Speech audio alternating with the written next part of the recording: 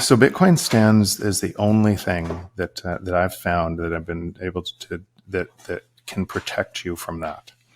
And it stands, and it's that because it's not a coin. It's a protocol bounded by energy. It's an open, decentralized, and secure protocol bounded by energy, and it doesn't care if you want to price it through currency or through pieces of paper that are being manipulated. It doesn't care. It just keeps on moving forward.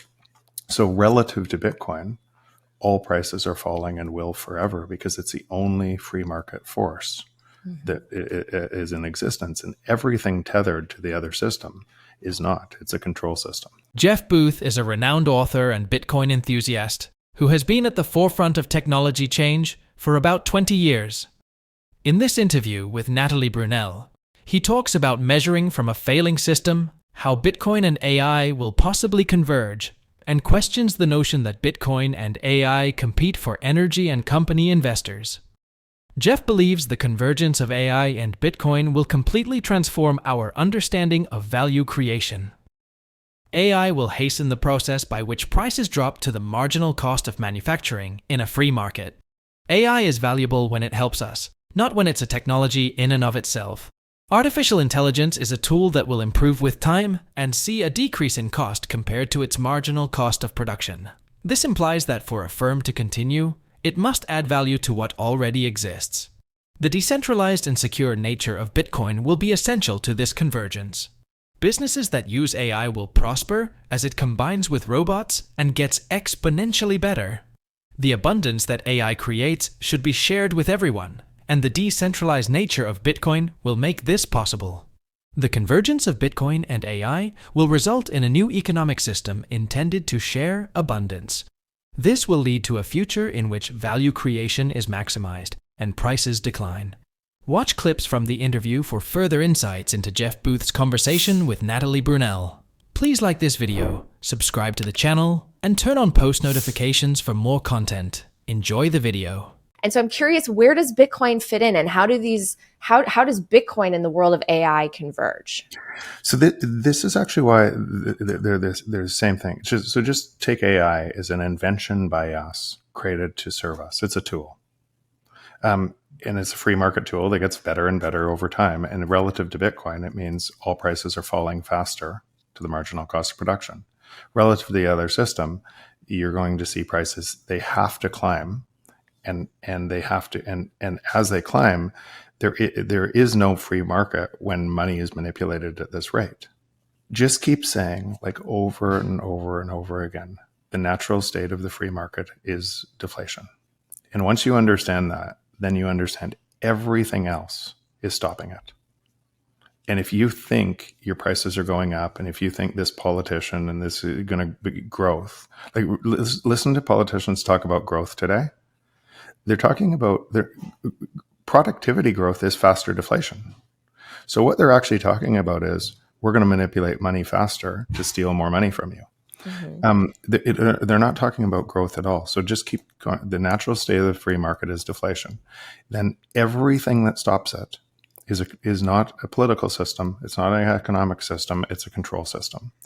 And it's so critical. Now, why that's important in AI is, as AI moves faster and faster, which it inevitably will, exponentially, and it merges with robots that can do anything that you can do way better, faster.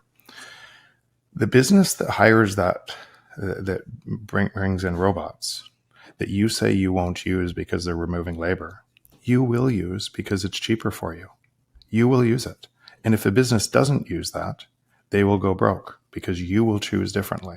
So if your choices are driving this to lower and lower prices, shouldn't you benefit in an economic system that is repricing that and sharing that abundance with all people on earth?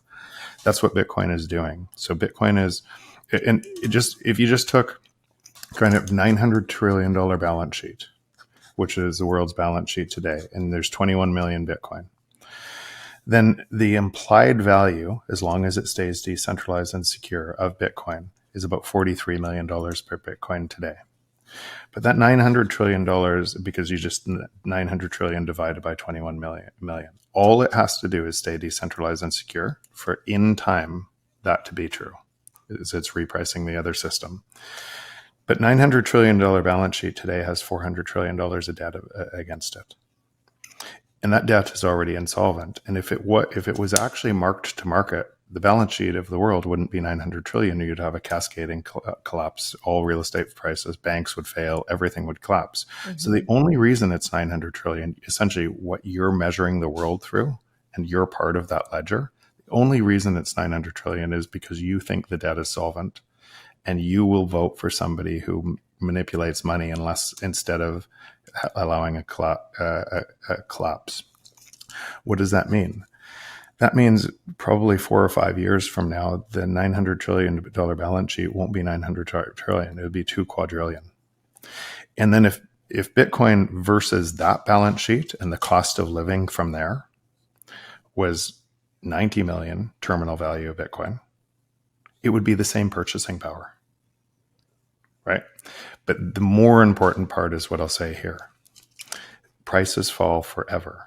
So relative to Bitcoin, your $43 million purchasing power and terminal value today. According to Jeff Booth, the convergence of Bitcoin and AI will revolutionize value creation. AI will accelerate price reduction, making businesses create more value to survive. Bitcoin's decentralized system will play a crucial role, enabling the sharing of abundance created by AI. With $400 trillion in debt against it, the global balance sheet is today valued at $900 trillion. But if this debt were marked to market, it would be unresolved, and the collapse of the balance sheet would trigger a chain reaction of failures involving real estate, banks, and supposedly safe assets. As an alternative, Bitcoin is secure, decentralized, and has a limited amount of 21 million. An inferred value of $43 million per Bitcoin can be obtained by dividing the global financial sheet by the total number of Bitcoins. With time, though, this value will rise as the balance sheet expands and prices decline in relation to Bitcoin.